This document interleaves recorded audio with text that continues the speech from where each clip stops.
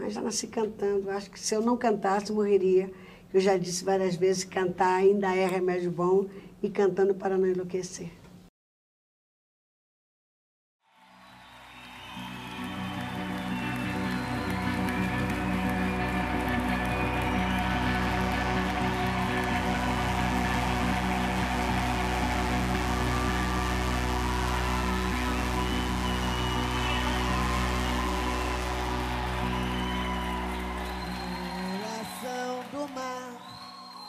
É terra que ninguém conhece, permanece ao largo e contém o próprio mundo como hospedeiro.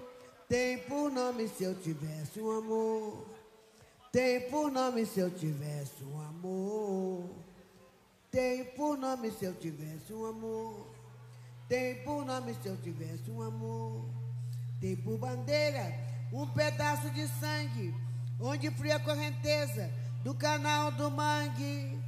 Por sentinelas, equipagens estrelas, taifeiros madrugadas e escolas de samba.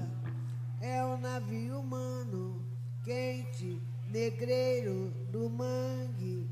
É o navio humano, quente, guerreiro do mangue.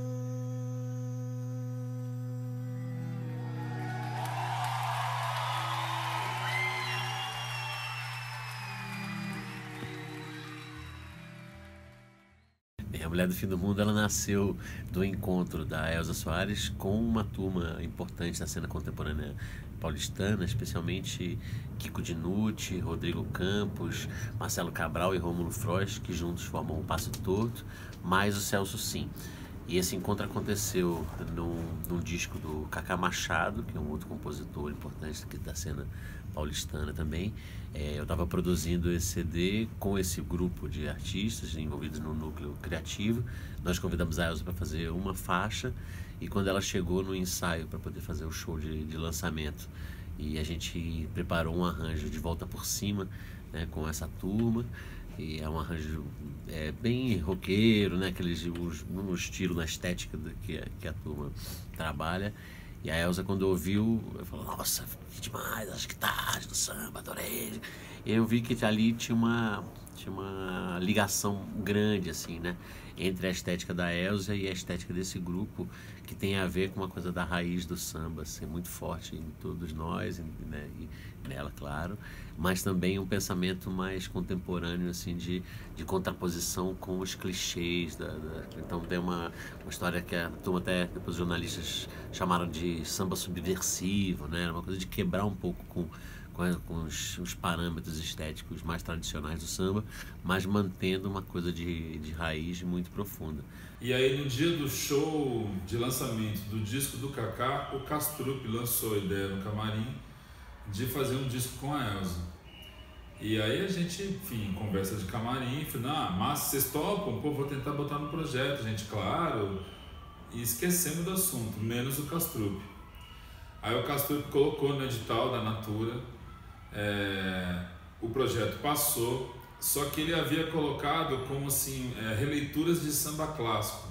A gente topou fazer o disco na hora sob uma condição, que era produzir material novo. A gente não queria refazer clássicos da música brasileira. A gente queria compor material novo, pensando na Elza, pensando nela, pensando sobretudo na trajetória dela, de tudo que ela tinha feito ao longo da vida dela, muito mais do que aquele momento que era 2014, 2015, que ela estava vivendo naquela hora.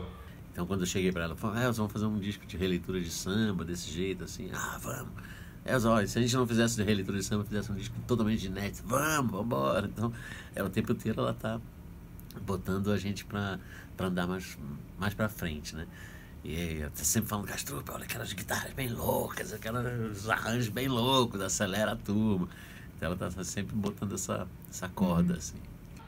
Passado o processo todo, a gente descobriu que era o primeiro disco de inéditas da música da carreira da Elza, né? A gente não imaginava que ela nunca tinha lançado um disco só de canções inéditas.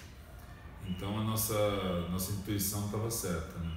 E aí tem uma das cenas que eu mais gosto, assim, que eu soube que ia dar certo, ela entrou no estúdio para ouvir finalmente os arranjos. Aí ela olhou, escutou a primeira música, ela entrou meio assim, gente nova, meus amores, um pouco assim, comum, assim. Aí ela ouve a primeira música, nossa, que louco, hein, não sei o que tal. Ouve a primeira música, nossa, vocês são malucos, hein, não sei o que. Ela ouve a terceira, fica quieta, ouve a quarta, fica quieta, ouve a quinta, ela vira para trás e fala assim, eu vou ter que estudar esse disco. Aí fica quieta a sexta, a sétima, aí vira a oitava e fala assim, mas eu vou destruir. Nessa hora eu entendi que ela entendeu que não era um disco comum, que não era um disco qualquer, e foi quando ela entrou em campo. A mulher do fim do mundo, né? Você não é uma mulher forte, uma mulher guerreira, uma mulher que luta, que busca, né? Que bate, apanha. Enfim, é uma mulher. Meu choro não é nada além de carnaval. É lágrima de samba na ponta dos pés. A multidão avança como um vendaval. Me joga na avenida que eu não sei qual é. Pirata e super-homem tentam o calor. Um peixe amarelo beija minha mão. As asas de um anjo soltas pelo chão. Na chuva de confetes deixo a minha dor. Na avenida deixei lá a pele preta e a minha voz. Na avenida deixei lá a minha fala, a minha opinião, a minha casa, a minha solidão. Joguei do alto do terceiro andar, quebrei a cara e me livrei do resto dessa vida. Na avenida dura até o fim, mulher do fim do mundo. Eu sou e vou até o fim cantar.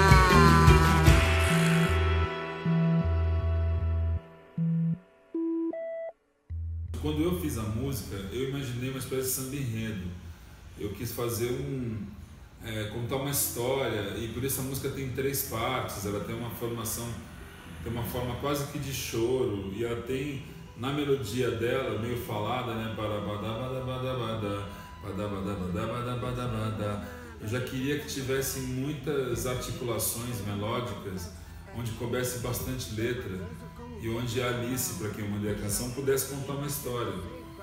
E a Alice, de um modo muito bonito, ela pegou essa ideia do samba enredo e fez como um enredo na avenida e com os personagens da avenida. Começa a conversa que eu acho linda, né, para falar depois da voz que você me perguntou. Começa com que meu choro não é nada além de carnaval. Eu já acho uma imagem linda essa de associar a tristeza e o sofrimento que a Elza tanto propala, que tem 2 lados. Tem um lado da realidade da vida dela, de realmente ter sido muito dura a maior parte do tempo, mas também tem uma espécie de força que ela tira desse sofrimento, como se ela não pudesse ter feito o que ela fez se ela não tivesse sofrido. Então, quando a Alice coloca meu choro não é nada além de carnaval, é lágrima de samba na ponta dos pés, né? É isso, é você dançar com a tristeza, é você cantar a tristeza, é você dar a volta por cima. Eu vou até o fim cantar, cantar. Eu quero cantar até o fim, me deixem cantar até o fim.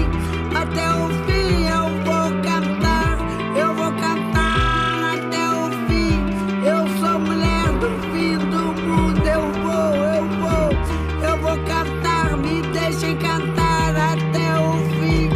La la la la la la la la la, até o fim eu vou cantar, me deixem cantar até o fim. A Elza é uma mulher de pensamento muito contemporâneo, assim, né? Ela tem um pensamento muito para frente, assim, muito de vanguarda. Ela está sempre quebrando parâmetros, né? Quebrando paradigmas.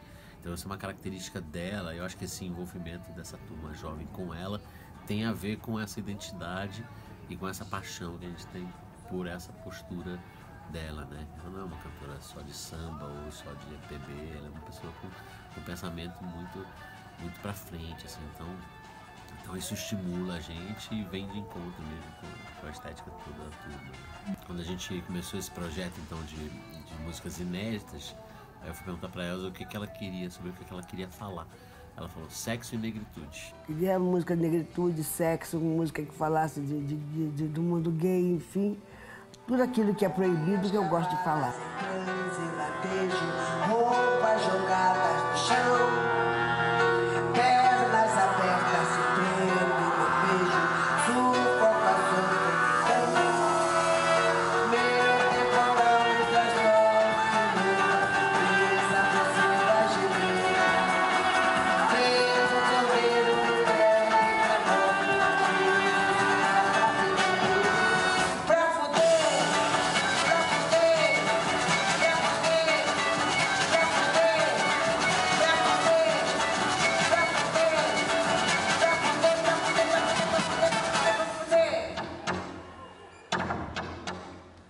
Pra Fuder é uma música inspirada na própria Elza. Pensei muito nessa figura dela, né? Que ela sempre foi uma filha de Yansan, onde o corpo sempre se expressou na obra dela, né? O corpo, a dança, a presença dela, o lado sensual também. Isso também está atribuído a Yansan, ao Oiá. E eu tentei fazer uma música que refletisse Elza e Oiá, que tivesse essa coisa explosiva, né? É claro que com a Elza cantando a coisa ganha outra dimensão, né? E ela cantando uma coisa que meio que fala dela também de forma mais indireta, assim, né? Mais poética, mas tá falando dela ali, tá falando pra que ela veio. Ganha outra dimensão, muito mais forte.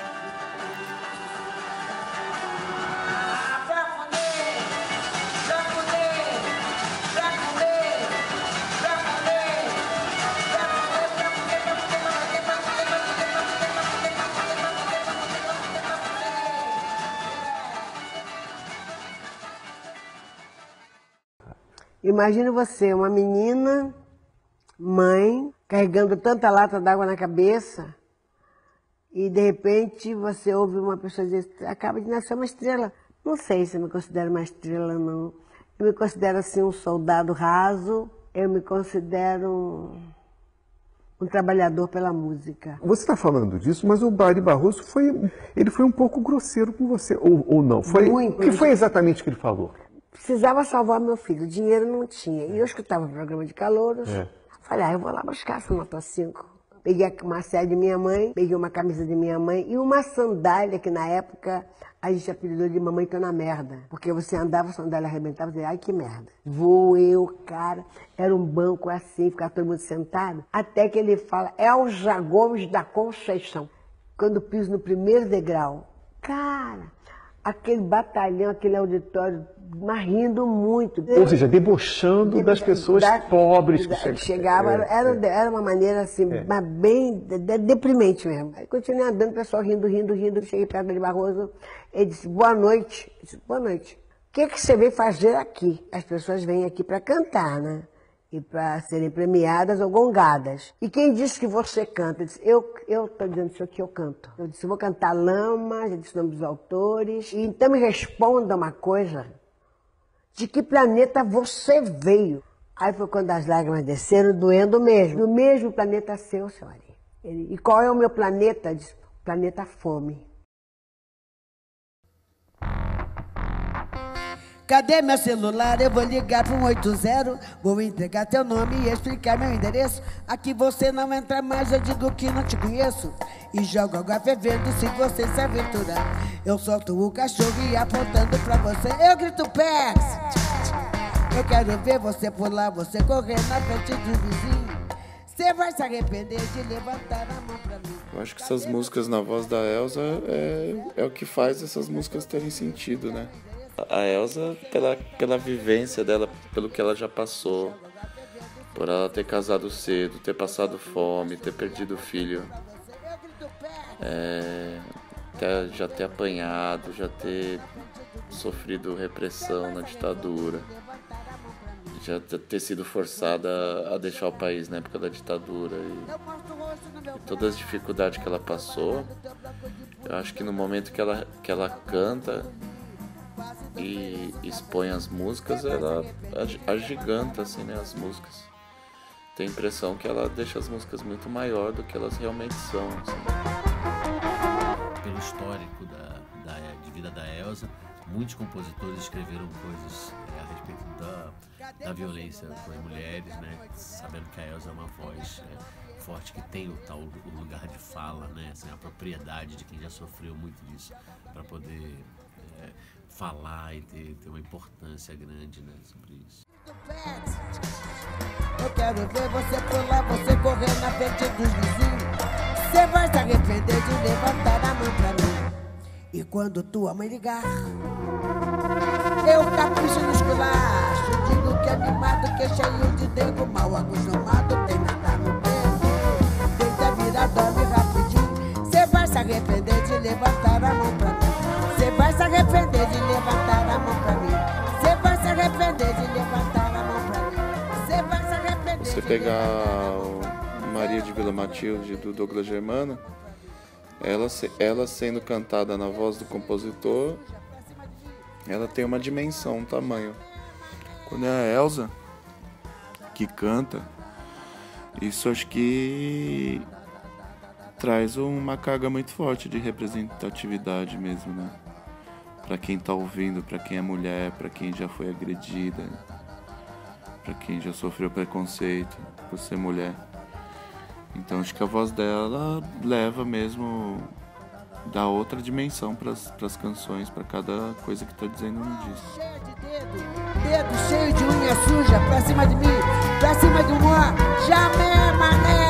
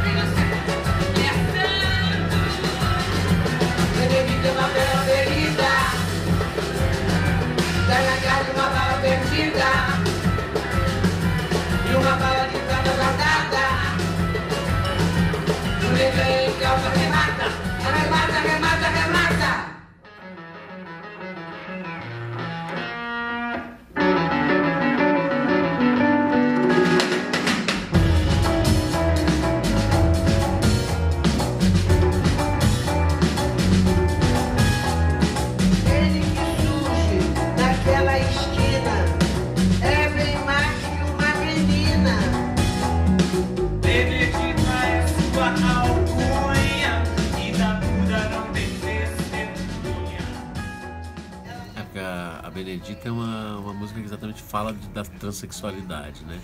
A gente achou que era importante ter essa fala masculina e essa transposição do masculino para o feminino, porque a música trata disso. E acabou que quem cantou foi exatamente o compositor da música, que é o Celso Sim, né? E que ele é quem estava trazendo, quem trouxe esse discurso para o disco. A Elza tem muita identidade também com isso, né? Com o universo LGBT, com o universo transexual. Ela sempre foi uma defensora muito grande dos transexuais. Então, foi importante que essa música estivesse no disco, e acho que tem uma importância grande também que tem essa presença masculina dialogando com ela ali. É uma música muito teatral, né? Então tem a coisa do personagem, assim, acho que a voz masculina explicita esse personagem, essa transição assim, do masculino para o feminino. daria minha vida a quem me desse o tempo. Soprava nesse vento a minha despedida. Debaixo dessa terra não me interessa o movimento. Debaixo do cimento não tenho pressa, não há quem queira dançar. Mas se eu me levantar, ninguém irá saber. E o que me fez morrer vai me fazer voltar. A história da Elza é a famosa história de altos e baixos, né? De sucessos absolutos e ostracismos completos, assim. E alguns discos e ocasiões marcam essa volta dela, esse retorno. Ela se apresenta como uma fênix, né? Ela se auto-intitula fênix. Mas se eu me levantar, ninguém irá saber. E o que me fez morrer vai me fazer voltar. Dança era uma canção do disco do Cacá Machado, esse disco que eu disse que foi o disco que deu origem a tudo. E ela tem uma coisa tal da Fênix, né?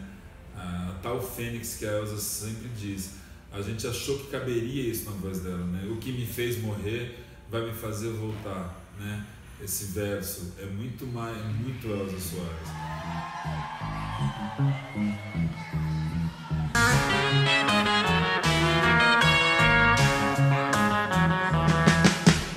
Telhado agora é porão, tirar de cima de mim esse pedaço de pedra.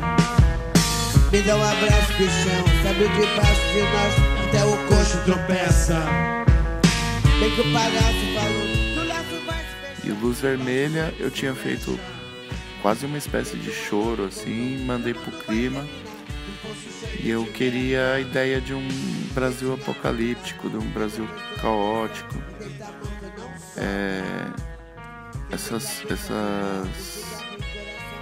Esses contrastes que o Brasil sempre teve desde o começo da história, de como a gente sofre e meio que samba no meio do caos. E o mundo todo afundou. O Clima pegou alguns elementos, que é a fala do filme do Rogério Sganzella, né? O Bandido da Luz Vermelha.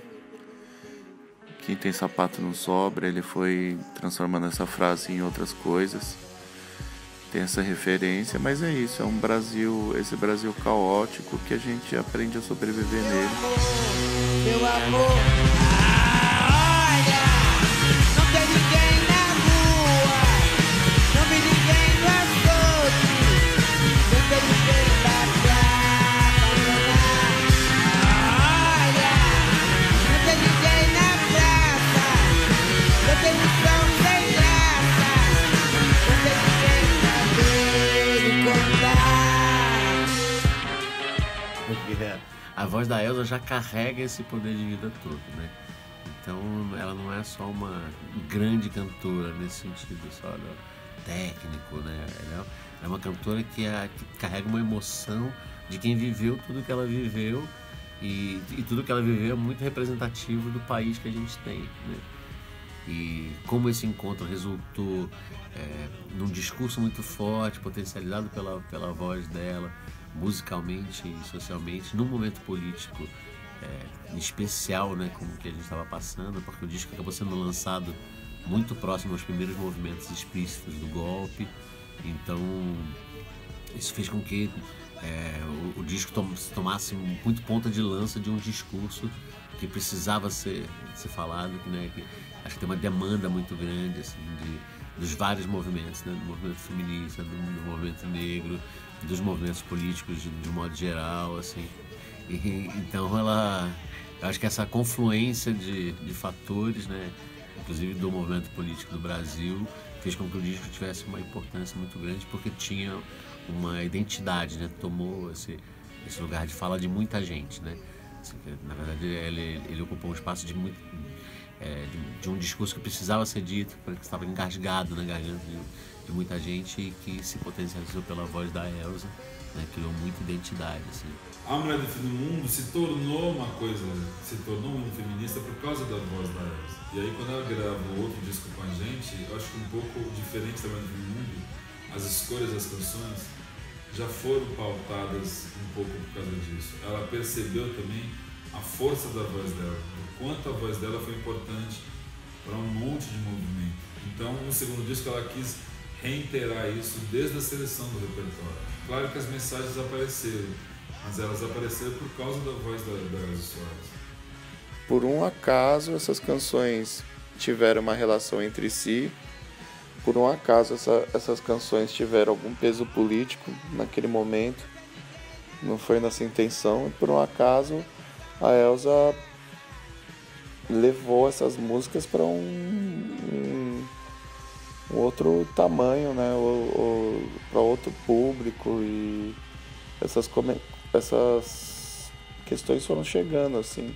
Esse discurso não poderia ser dito com essa força se ela não fosse uma mulher negra, né? Se não tivesse nesse lugar de fala, né? Essa carga emocional está toda dentro da voz dela e ela se torna muito representante, né? De muitos brasileiros que passam por isso, que passaram por isso, né? De muitas brasileiras que sofreram violência, de muita gente que estava na pobreza, ou que esteve na pobreza, ou que está, né, numa situação. E que ela é uma representante de quem conseguiu superar isso. Isso tudo está na voz dela. Assim, ela abre a boca para cantar uma nota e essa carga emocional está toda ali. Assim. A Mulher do Fim do Mundo, que é uma canção que eu e a Alice fizemos e nunca imaginamos como um libelo feminista ou algo que valha, virou uma canção de manifestações feministas. Virou uma canção que é usada já em milhares de vídeos e peças e filmes e campanhas publicitárias.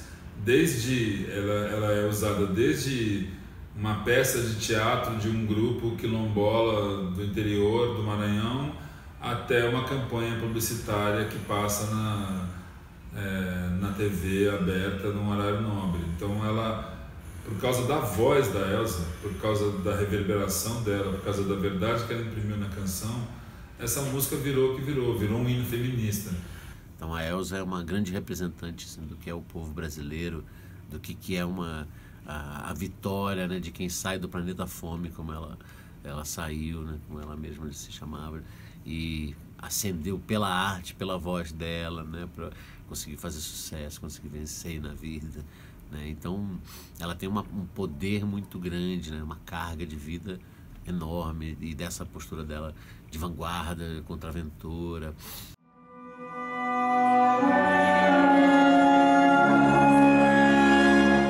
Mil nações moldaram minha cara, minha voz uso pra dizer o que se cala.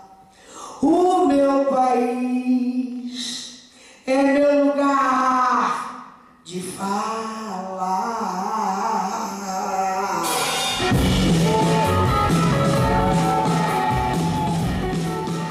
É por isso que é importante o lugar de fala, porque ele vai entender que ele fala de algum lugar. Porque a pessoa branca, no geral, ela se pensa universal, o homem branco. Eu sou um ser humano, e olha pra você, você é uma mulher, você é específico. Olha pra mim, você é negra. É o conceito do outro. E que no livro você vai no outro do outro. E ele não entende que ele também fala a partir de um lugar. Porque quando ele entende que ele fala a partir do lugar do grupo que é privilegiado, ele vai conseguir enxergar que o lugar dele impacta diretamente no nosso.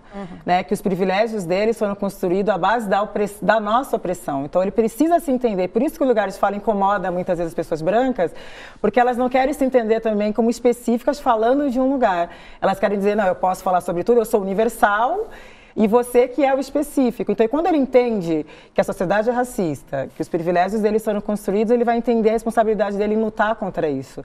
E não achar que o racismo é só a gente, pessoas negras têm que lutar, que o machismo é só as mulheres que têm que combater. E às vezes não é nem abrir mão dos privilégios, é deixar de ter privilégio para ser direito para os outros. Porque é privilégio para você porque está oprimindo o outro, né? Claro. E aí só é privilégio quando os outros não têm direitos. É entender que os outros grupos têm que ser iguais para todos.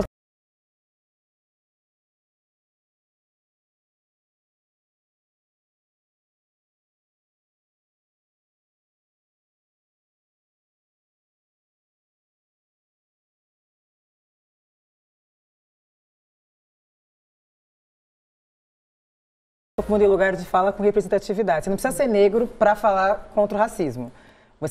Você pode e deve se responsabilizar pelo racismo, só que você fala de um outro lugar. Né? Eu posso falar de gordofobia, trazer sei lá, matérias, trazer pessoas para falar sobre isso, mas não necessariamente só a pessoa gorda pode falar disso. O que a gente está dizendo é que é importante que a gente entenda falar, lugar de fala, você fala a partir do lugar que você pertence. Não significa que só a pessoa, só a mulher pode falar contra o machismo, muito pelo contrário.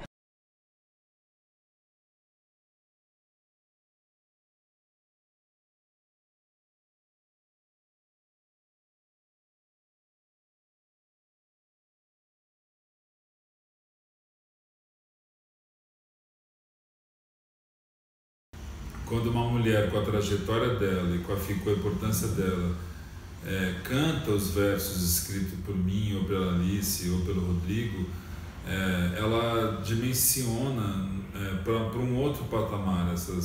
Então, acho que era isso que a gente queria com a voz da Elza Soares. A gente queria, por exemplo, falar de coisas que talvez não coubessem na nossa voz, né? Essa canção, que é minha, tem uma parte que diz... na avenida deixei lá a pele preta e a minha avó. Quer dizer, eu, se fosse uma canção para mim, eu nunca escreveria esse verso.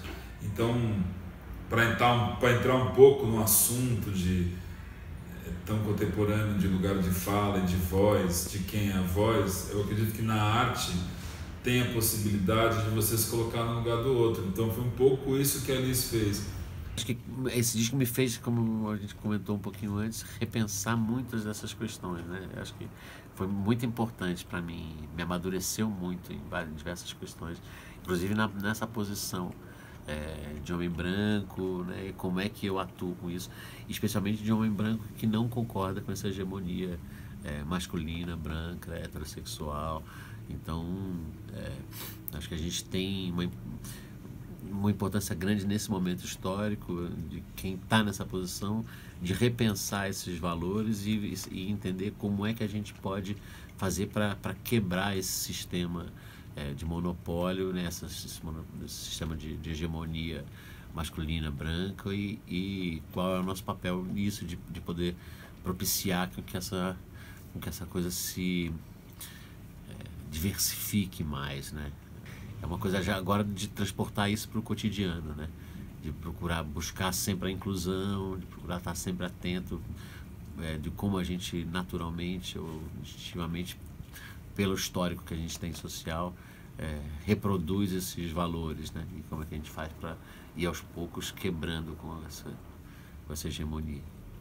A gente, na época, não pensou tanto nisso. Isso foi uma questão que surgiu mais ou menos um ano depois do disco, né, que isso começou a ser levantado até pelos fãs, que por trás dessa mulher negra e representativa só tem homem branco. No decorrer do fazer do disco, especialmente depois, teve esse confronto, muita gente questionando, né, de ser um grupo de homens, de ser um grupo de homens basicamente brancos, né, e isso foi uma questão que, pelo menos para mim, a ficha caiu depois de que a gente faz parte também, né, de um grupo excludente, a gente é consequência disso, né.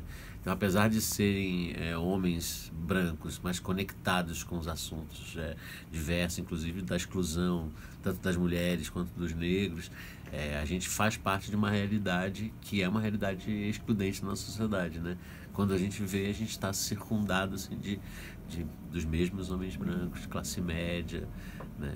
E dentro de um parâmetro que não é um parâmetro propositalmente nem machista, nem racista, mas que traz consequências de uma divisão que acontece na sociedade. Tem uma coisa que, sem querer me aprofundar muito, mas falando do meu lado compositor, eu acho que tem um lugar que é o lugar da arte. E no lugar da arte, eu acho que dá para se discutir muita coisa, ainda que você não pertença àquela coisa que você está discutindo.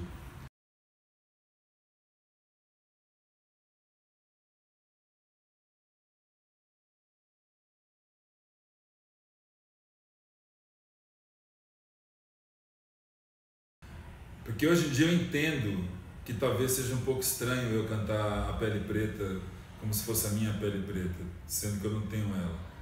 Mas a Elza Soares me deu argumentos para dizer que um compositor branco e uma letrista branca pode falar de coisas que uma mulher negra sente, e ela pode falar palavras de dois compositores brancos e aquela canção se tornar uma canção que virou feminista, que virou uma canção do movimento negro. Isso pode dizer que o lugar da arte é um outro lugar. Claro, respeitando as conquistas atuais, respeitando tudo que foi dito, mas eu acho que você não pode nunca limitar o lugar da arte.